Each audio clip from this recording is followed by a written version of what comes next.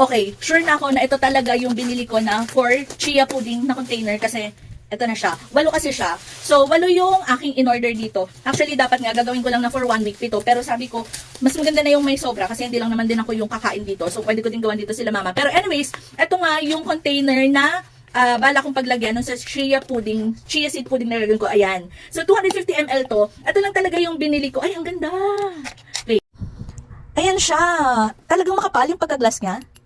Ayan, makapal yung pagka-glass niya and ito, wait lang. Ito, anyways, ito nga, ganito lang kalaki yung bala kong paglagyan nung chia pudding para hindi siya nakakaumay. So, ayun nga, mabilis kasi ako maumay. As in, umayin talaga ako pagdating sa mga food. So, ang naisip ko, para hindi naman ako mabilis maumay, unti lang yung gagawin ko. Kaya ito nga isang sabi ko sa inyo, lalagyan ko siya ng chia seeds, ganyan. Tapos, saka ko siya lalagyan. Again, nagtatry pa lang ako, nagsisimula pa lang ako. So, ayaw kong biglain yung sarili ko na i-deprive agad pagdating dun sa mga ingredients na gagamitin ko. So, imbes na yung almond milk agad yung ilalagay ko dito, unti-untiin natin. So, ito muna yung ginamit ko, hindi muna yung almond milk. Ito muna yung Arla na chocolate flavor muna para hindi ko naman ma-feel agad na deprive agad yung sarili ko pagdating sa mga kinakain. So, mas mahirap daw kasi yung ganun kapag dineprive ko yung sarili ko sa mga cravings ko, magdodoble pa yung weight ko imbis na mabawasan. So, ayun nga, again, yung chocolate, tapos ito naman strawberry kasi wala pa ako ng tunay na strawberry na nabibili. So, ito muna yung flavor. Tapos once na medyo feel ko okay na, tsaka ako magta-transition sa almond milk.